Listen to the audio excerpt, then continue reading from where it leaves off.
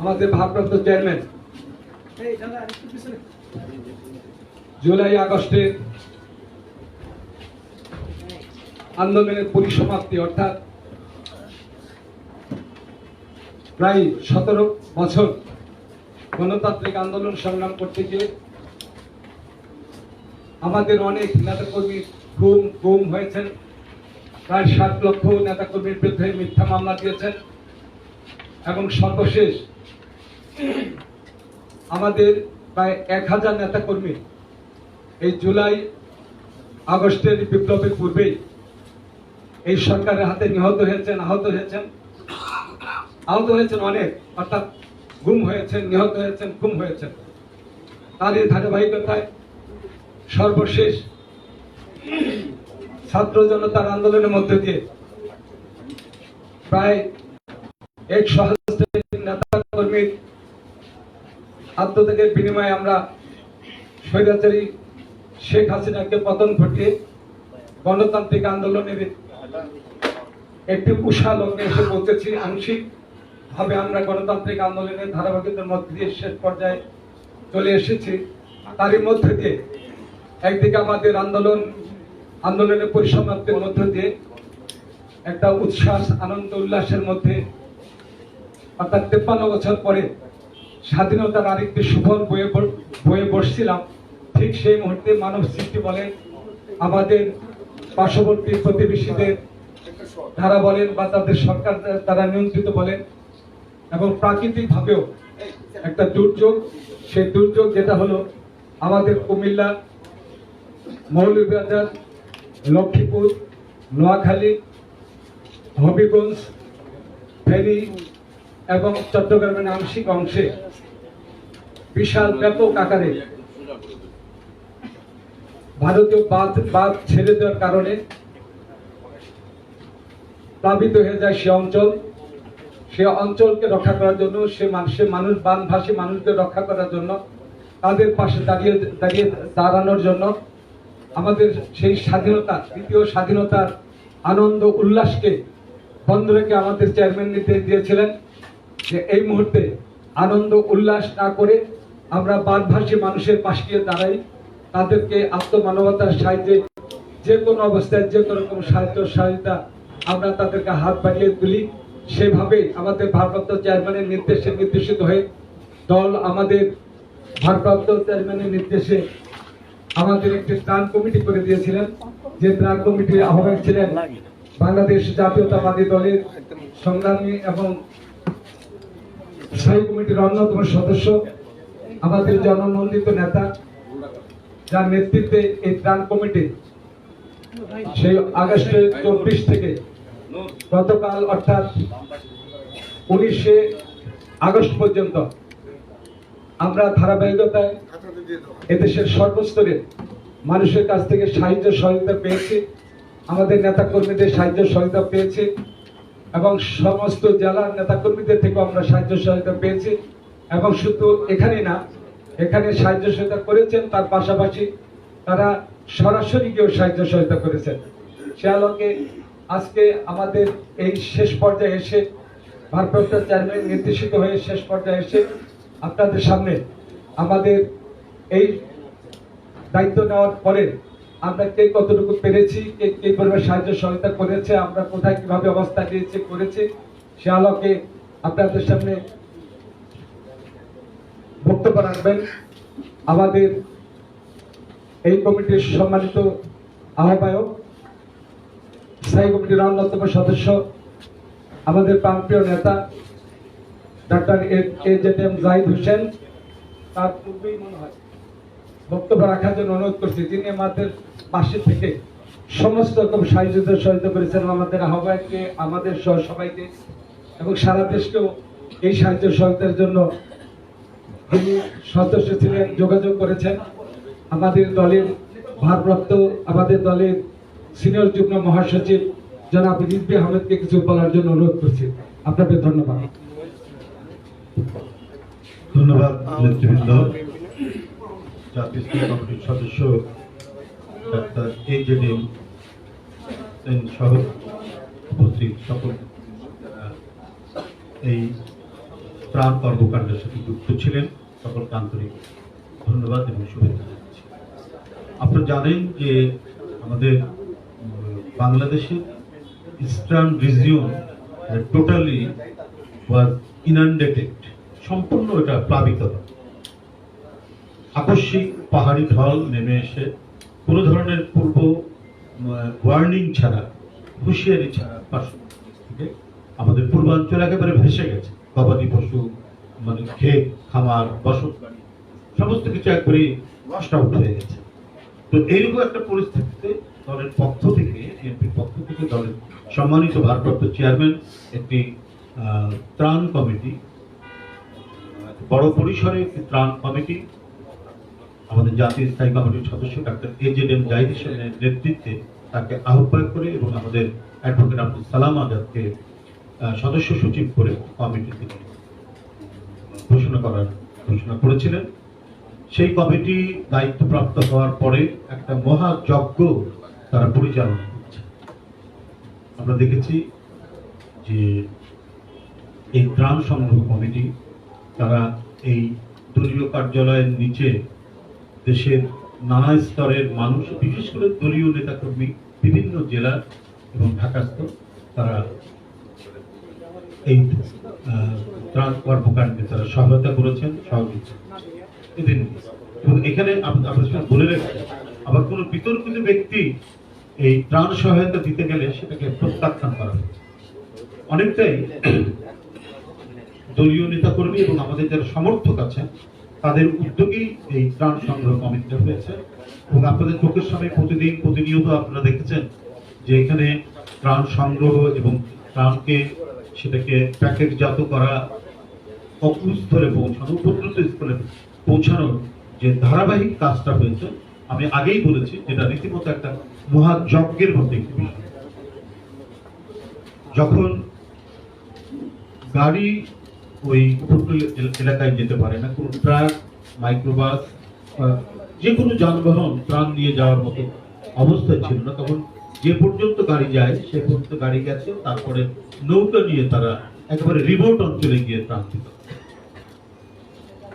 তো এ বিষয়ে আপনারা প্রত্যেকেই লক্ষ্য রেখেছেন, আপনারা পর্যবেক্ষণ রেখেছেন, সবকিছু আপনারা দেখেছেন যে কোনোভাবেই এই বন্যা কবলিত মানুষ যাতে কষ্টের মধ্যে না থাকে, তারা যাতে কোনোভাবেই উপদ্রুত অবস্থায় না থাকে, তাদেরকে যতটুকু সম্ভব সহায়তা করা, সেটা দলের পক্ষ থেকে দেশনায়ক তারেক রহমানের নির্দেশে কাজটি হয়েছে। এবং আমি বলবো যে ডাক্তার AJM জাহিদ হোসেন অত্যন্ত দক্ষ একজন সংগঠক এবং তার সাথে যে টিমটি কাজ করেছেন সদস্য, এবং আমাদের সালাম ভাই, তিনিও একজন অত্যন্ত দক্ষ মানুষ, মহানগরীর দায়িত্ব পালন করেছেন, নানা সময় নানা এরা সহ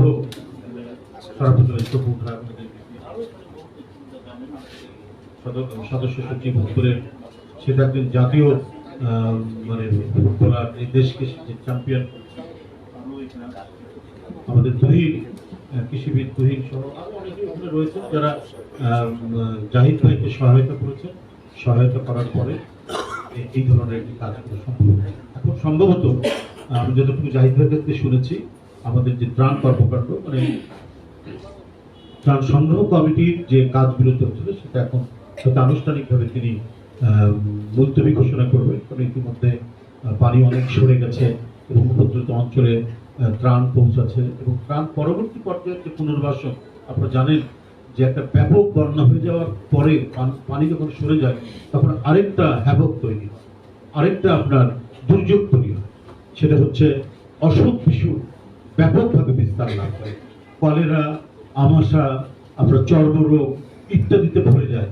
তখন এই রোগবালাই এটা দূরীভূত করার জন্য যে ব্যাপক কাজ করতে হয়, যেটা জাহিদ ভাই নিজে একজন ডাক্তার এবং তিনি এখানে তার কমিটির মধ্যে অনেক ডাক্তাররা রয়েছেন যারা দিন রাত, আমি গতকালও জানি ডাক্তার রফিক, তারপরে ডাক্তার জাহিদ, আরেকটা হচ্ছে মানে আমাদের ছোট জাহিদ, ডেন্টিস্ট জাহিদ, আরো অনেকে ছিলেন যারা গতকালও ইয়ের থেকে লক্ষ্মীপুরে তারা কাজ করে। মনে আমাদের সহদপ্তর সম্পাদক টিপু মনির, প্রত্যেকে, আমি সবার নাম এইভাবে বলছিলাম, গোটা লিস্টে থাকলে হয়তো বলতে পারতাম। সবাই এখানে কাজ করেছেন আন্তরিকতার সাথে, নিষ্ঠা সহকারে করেছেন বলেই এত বড় একটি কর্মযজ্ঞ। বাংলাদেশের 1/3 এলাকা সম্পূর্ণরূপে সাবমার্জড আন্ডার দি ওয়াটার, একেবারে তলিয়ে গেছে। সেই জায়গায় প্রত্যেকের প্রচেষ্টা, শুধু আমি বিএনপি বলবো না, সাধারণ মানুষও এগিয়ে আসছে। কিন্তু এর মধ্যে বিএনপি যে কাজটি করেছে এই কমিটি গঠনের মধ্যে দিয়ে জাহিদের নেতৃত্বে, আমি মানে একজন এই দলের কর্মী হিসাবে আমি বলতে চাই যে এটা রীতিমতো একটা মহাযজ্ঞ, এবং তারা একটা বড় ধরনের কাজ করেছেন, একটা বড় ধরনের কি বলে বাধা অতিক্রম করে তারা এটা সমাধান করতে বা সেখানে তাদের কাজ সম্পাদন করতে তারা সক্ষম।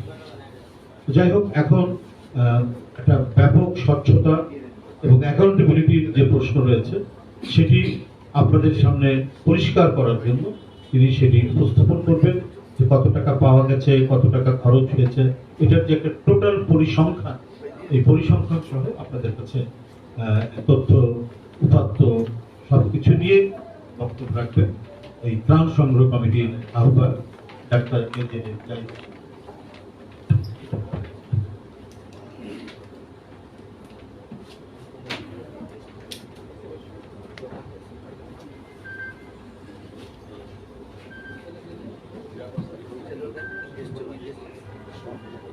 বিসমিল্লাহির রহমানির রহিম। উপস্থিত সাংবাদিক ভাই ও বোনেরা এবং আমাদের দলের সিনিয়র যুগ্ম মহাসচিব জনাব রুহুল কবির রিজভী আহমেদ সহ এই ত্রাণ সংগ্রহ কমিটি সম্মানিত সদস্য সচিব জনাব অ্যাডভোকেট আব্দুল সালাম আজাদ যুগ্ম মহাসচিব আমাদের জাতীয়তাবাদী দল এবং সদস্য হিসাবে রিজভী ভাই ইতিমধ্যে আমাদের সালাম ভাই, শপু, তারপরে আমাদের কৃষিবিদ তুই, তারপরে sir doctor Rafiqul Labu, doctor Connaught, আমাদের তারপরে আমাদের মিলন ভাই, তারপরে এদিকে আছে আমিনুল, তারপরে আমাদের বাসার ভাই, সহ সম্পাদক রাইফুল ইসলাম মনির ভাই, মনির সহ সম্পাদক রফিকুল ইসলাম বাচ্চু, তারপরে যার কথা একটু বেশি বলা উচিত সেটা হচ্ছে যে যুব দলের সিনিয়র ভাইস প্রেসিডেন্ট পল রেজাউল করিম পল, অ্যাকচুয়ালি ধান প্যাকেট করা এবং এটা ঠিক মতো পৌঁছানো কঠিন কাজটা আমরা তাকে দায়িত্ব দিয়েছিলাম। তার নেতৃত্বে একটা টিম ছিল, সে এখানে মনির ছিল, টিপু ছিল, তারপরে প্রফেসর রিয়াজুল ইসলাম রিজু ভাই সহ ডাক্তার জাহিদ, এবং এখানে আমাদের জাতীয় নেতৃত্ব বেশ কয়েকজন উপস্থিত আছে এবং উপস্থিত নাই তাছাড়াও সহ আর অনেকেই আমাদের 24 সদস্য বিশিষ্ট একটি কমিটি ছিল। কমিটির বাইরেও আমাদের অনেক জাতীয় নেতৃবৃন্দ শহীদুদ্দিন চৌধুরী আর ফরাসাদ মাহমুদ বিএনপির একটি ত্রাণ কমিটি আছে, সেই কমিটির আহ্বায়ক হচ্ছে ফরাসাদ মাহমুদ চৌধুরী ভাই, আর হচ্ছে শহীদুদ্দিন চৌধুরী হচ্ছে সেটার সদস্য সচিব। যেহেতু চুটু ভাই এখন বাইরে আছে, সেই জন্য ত্রাণ সংগ্রহের জন্য আমাদের দলের ভারপ্রাপ্ত চেয়ারম্যান দলের পক্ষ থেকে আমাকে এবং আমাদের সালাম ভাইকে সহ আমাদেরকে দায়িত্ব দিয়েছিল 24 সদস্য কমিটিকে ত্রাণ সংগ্রহ করা এবং পৌঁছানো, এগুলো আপনারা করার জন্য।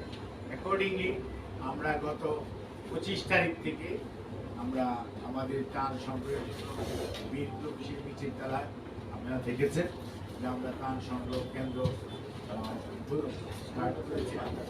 ওইটা থেকে এ পর্যন্ত আল্লাহর শেষ মেহেরবানি, আপনাদের প্রচার প্রপাগান্ডা, মানুষের মানে পাশে দাঁড়ানো, যে মানুষের অদম্য আকাঙ্ক্ষা, সেটার কারণে প্রায় গত 25 তারিখ থেকে আজ অবধি আমরা বিএনপি এবং বিএনপির পরিবার 20 কোটি টাকারও অধিক নগদ আর্থিক এবং ত্রাণ সহায়তা আমাদের ফেনী, নোয়াখালী, লক্ষ্মীপুর, কুমিল্লা দক্ষিণ, কুমিল্লা উত্তর, খাগড়াছড়ি, হবিগঞ্জ এবং মৌলভীবাজার, এটা ছিল ওয়ার্স্ট এফেক্টেড। চট্টগ্রামের একটা পোর্শন সহ সেখানে আমাদের পরবর্তীতে চাঁদপুরে এফেক্টেড হয়েছে, চাঁদপুরের কয়েকটি উপজেলা। সেখানে আমাদের প্রাথমিকভাবে ত্রাণ কার্যক্রমটা ছিল বন্যার্ত মানুষকে উদ্ধার করা। তার পরবর্তীতে তাদের ওই সময় শুকনো খাবার সরবরাহ করা। এটি আমাদের দলের স্থানীয় নেতৃত্ব অর্থাৎ প্রত্যেকটি জেলা, প্রত্যেকটি উপজেলা, প্রত্যেকটি পৌরসভা, বিএনপি এবং অঙ্গ সহযোগী সংগঠনের নেতৃবৃন্দ, আমাদের কেন্দ্রীয় নেতাদের উপস্থিতি, কেন্দ্রীয় নেতাদের মধ্যে স্টার্টিং ফ্রম আমাদের মহাসচিব জনাব মির্জা ফখরুল ইসলাম আলমগীর, স্থায়ী কমিটির মেম্বার জনাব মির্জা আব্বাস, তারপরে জনাব আমির খসরু মাহমুদ চৌধুরী, জনাব সালাউদ্দিন আহমেদ, আমাদের ভাইস চেয়ারম্যানদের মধ্য থেকে আমাদের শাহজাহান ভাই, আব্দুল আওয়াল মঞ্জু ভাই, তার পরবর্তী বরকতুল্লাহ বুধু ভাই নিজের এলাকায় এফেক্টেড, এবং সিনিয়র যুগ্ম মহাসচিব রুহুল কবির রিজভী ভাই, তারপরে শহীদুদ্দিন চৌধুরী এনি, তারপরে আমাদের সোহেল, অর্থাৎ আমাদের দল এবং সাংগঠনিক সম্পাদক সবাই স্বামী, তার পরবর্তীতে অধ্যক্ষ সেলিম ভুইয়া, জিপে গৌস এবং আমাদের সম্পাদক সদস্য এবং আমাদের অ্যাডভাইজারদের মধ্যে থেকে চেয়ারপারসনের উপদেষ্টা কাউন্সিলের অ্যাডভাইজার, ওনারাও ওনাদের বিভিন্ন এলাকাতে এবং আমাদের সহসম্পাদকরা কেন্দ্রীয় ছাত্রদল, যুবদল, স্বেচ্ছাসেবক দল, কৃষক দল, শ্রমিক দল, মহিলা দল, উলামা দল, মুক্তিযোদ্ধা দল সহ এবং কাজী দল, মৎস্যজীবী দল, তারা তাদের সাধ্যমতো ত্রাণ সহায়তা নিয়ে প্রতিটি এলাকাতে গিয়েছেন এবং আমাদের কেন্দ্রীয় নেতৃবৃন্দের পাশাপাশি স্থানীয় নেতৃবৃন্দের সাথে সমন্বয় করে এফেক্টেড এলাকার সবচেয়ে যার বেশি ত্রাণ প্রয়োজন সেই মানুষটির কাছে ত্রাণ পৌঁছে দেওয়ার চেষ্টা করেছেন। বুঝতে হবে বিএনপি একটি রাজনৈতিক দল, বিএনপি এখন কোনো ক্ষমতায় নেই, তারপরেও বিএনপি তার যে জনগণের প্রতি যে দায়বদ্ধতা, জনগণের পাশে থাকার যে বিএনপি একনিষ্ঠ ইচ্ছাকারী না অদম্য আকাঙ্ক্ষা বিএনপি প্রতিষ্ঠার মূলেই ছিল বিএনপি মানুষের পাশে থাকে। এবং সেই জন্যই আমাদের নেতা কর্মীরা ত্রাণ সহায়তা নিয়ে তাদের পাশে ছিলেন। এখন যেটি হচ্ছে পানি তো নেমে যাচ্ছে, এখন শুরু হয়েছে আপনার রোগ, বিশেষ করে কিছু কিছু সংক্রামক, যার জন্য গত 2 সপ্তাহ যাবৎ আমাদের বন্যা উপদ্রুত এলাকাগুলোতে কিন্তু মেডিকেল ক্যাম্প চলছে এবং প্রত্যেকটা জায়গাতে আপনার সেই ফুলগাছি বলেন আর রামগঞ্জ বলেন, অর্থাৎ প্রতিটা জায়গাতেই মেডিকেল ক্যাম্প চলছে এবং মেডিকেল ক্যাম্পগুলোতে আমাদের ডাক্তাররা খালি যাচ্ছে তা না, ডাক্তার ওখানে স্থানীয় নেতৃবৃন্দের সহায়তায় ঔষধও পর্যাপ্ত পরিমাণ ঔষধ সেখানে বিনা পয়সায় সরবরাহ করা হচ্ছে। Doctors association of Bangladesh, Ziaur Rahman foundation, স্থানীয় চিকিৎসকরা সবাই সেখানে সহযোগিতা করছে। কেন্দ্রীয় বিএনপি তাদেরকে ঔষধ দিয়ে, তাদেরকে এই সমন্বয় করে দিয়ে এটাকে হেল্প করছে, অর্থাৎ এটা একটা সামগ্রিক কার্যক্রম। তারপরে আসে কৃষি। কৃষির এখন পানিতে তো সব ভেসে গেছে, চালা পাবে কোথায়? বীজ দিলে তো হবে না, বীজটা ফুটতে 4 সপ্তাহ সময় লাগবে।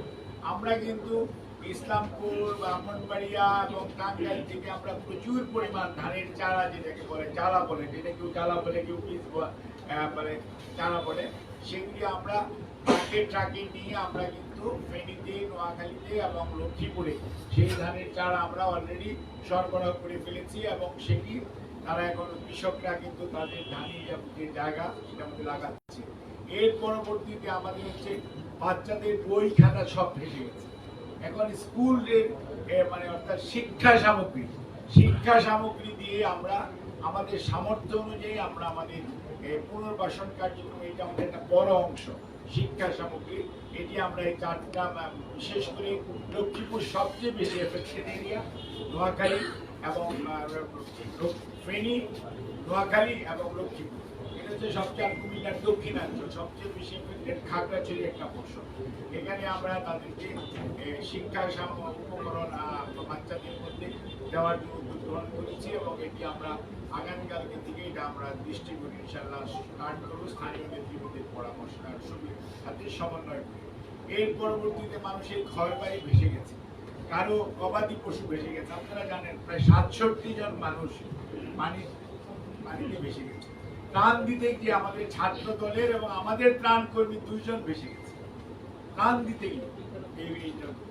মানে ওখানকার 67 জন তো মারাই গেছে, আমাদের 2 জন কর্মী কিন্তু বেশি গেছে প্রাণ দিতে গিয়ে। কাজেই এই যে মানুষগুলোকে আমরা হারিয়েছি, তারপরে গবাদি পশু, তারপরে এত সম্পদের যে ক্ষতি হয়েছে, সবটা পূরণ করা সম্ভব নয়। তারপরেও আমরা যেটা দল যেটা সিদ্ধান্ত নিচ্ছে সেটা হচ্ছে যে আমরা এখন তাহলে যাদেরকে সম্ভব টিন এবং যাতে একটা করে ঘর দাঁড় করাতে পারে, সেটার জন্য যা প্রয়োজন সেগুলো আমরা দলের পক্ষ থেকে স্থানীয়ভাবে কেন্দ্রীয়ভাবে সহায়তা করছি আমাদের সাধ্যমতো, যাতে করে ওনারা মাথা গোজার একটা ঠাঁই পায়। তার পরবর্তীতে অনেক মানুষ, আপনি জানেন, শুনলে তাজ্জব হবে যে ওই 4টা জেলায় 5টা জেলায় 137 জন মানুষ শুধুমাত্র জুলাই আগস্টে শহীদ হয়েছে। 137, আমরা তাদের সমস্ত পার্টিকুলার নিয়ে আসি। আর আহত অর্থাৎ পা গেছে, চোখ গেছে, হাত চলে গেছে একটা, এবং এইরকম আছে কয়েকশো। আমরা তাদের মানে যারা শহীদ হয়েছে তাদের তালিকা আমাদের কাছে আছে, তাদের এবং তাদের পরিবার, তারা তো আর নাই, আল্লাহ তাদেরকে বেশ নসিব করুন, কিন্তু তাদের পরিবারকে পুনর্বাসন করার জন্য দল চিন্তা ভাবনা করছে এবং সেই অনুযায়ী আমরা পদক্ষেপ গ্রহণ করেছি।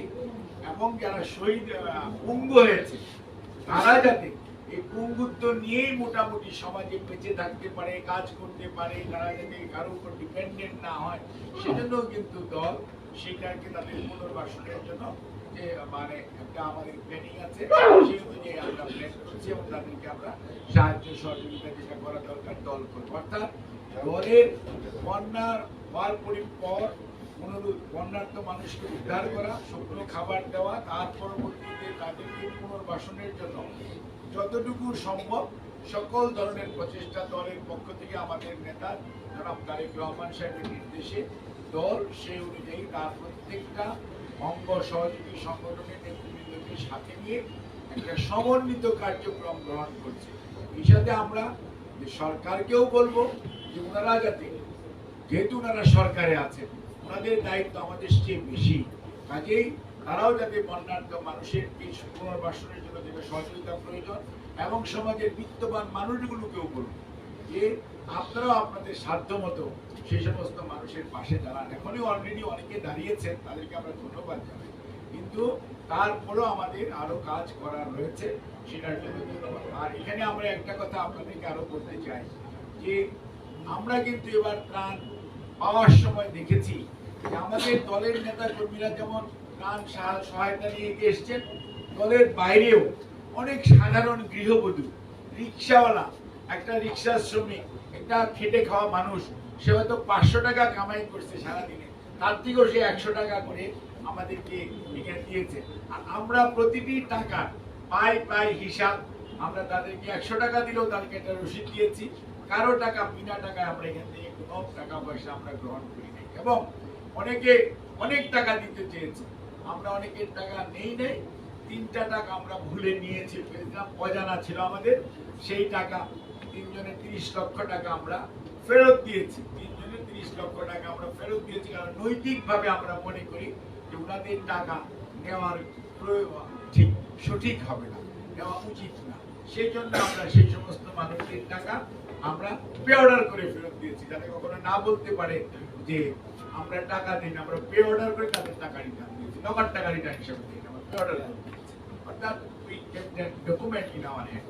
কাজে আমরা ত্রাণ সংগ্রহে যেমন ট্রান্সপারেন্ট ছিলাম, ত্রাণ বিতরণে আমরা যেমন ট্রান্সপারেন্ট আছি। আমরা সহযোগিতা আমরা যে পরিমাণ পেয়েছি, আমরা যদি প্রচার প্রপাগান্ডা না চালাতেন তাহলে হয়তো এত পরিমাণ ত্রাণ আমরা হয়তো সহায়তা যখন পেতাম না।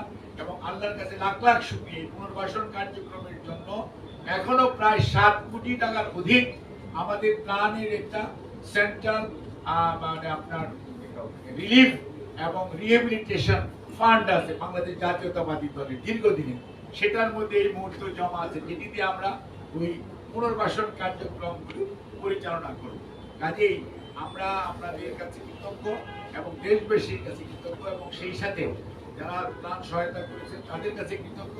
কারণ আর বাংলাদেশ প্রাকৃতিক দুর্যোগ এবং মানব সৃষ্ট দুর্যোগ প্রায়শই হবে, হয়, এবং যেটা গত বন্যায় যেটা দেখেছেন এটা মানব সৃষ্ট, এটা অ্যাভয়েডেবল ছিল, কিন্তু এটা অ্যাভয়েডেবল না করে আমাদের উপর চাপিয়ে দেওয়া হয়েছে। আমাদের মানুষগুলোকে কষ্ট দেওয়া হয়েছে। কাজে এটা আমাদের ফেস করে চলার মতো, অর্থাৎ এই প্রাকৃতিক দুর্যোগে, এই প্রতিকূল আবহাওয়ায় কিভাবে বেঁচে থাকতে হয় বাঙালিরা তার জানে, বাংলাদেশের মানুষ তার জানে। কাজে কেউ যদি চেষ্টা করে আমাদেরকে এভাবে মানে দাবিয়ে রাখবে, অথবা আমাদের যে সার্বভৌমত্ব, আমাদের যে বেঁচে থাকার আকাঙ্ক্ষাকে দাবিয়ে রাখবে, বাংলাদেশের মানুষের ইচ্ছার বহিঃপ্রকাশকে গলা টিপে হত্যা করবে, সেটা সুদূর মানে করা হতো। এবং বাংলার মানুষ, এই 18 কোটি মানুষ ঐক্যবদ্ধ, দেশের স্বাধীনতা, সার্বভৌমত্ব এবং সর্বোপরি বেঁচে থাকার যে অদম্য আকাঙ্ক্ষা, গণতন্ত্র এবং মানবাধিকার এবং মানুষের অধিকার আদায়ের প্রতি যে একনিষ্ঠ আজকে বাংলার মানুষ, দেশের নেতা জনাব তারেক রহমান সহ সকল রাজনৈতিক দল আজ ঐক্যবদ্ধ, তার আহ্বানে সাড়া দেয়। আজকে কোনো ষড়যন্ত্র সার্থক হবে না। ছোট্ট বন্যা দিয়ে কষ্ট দিয়েছেন, কিন্তু মনে রাখবেন এই কষ্ট কোনো সময় হয়তো আমরা মনে আনন্দ পেতে পারি, কিন্তু কোনো অবস্থাতেই মানুষের প্রতি মানুষের যে ভালোবাসা, এটি কিন্তু পাবেন না। আপনাদের সবাইকে ধন্যবাদ।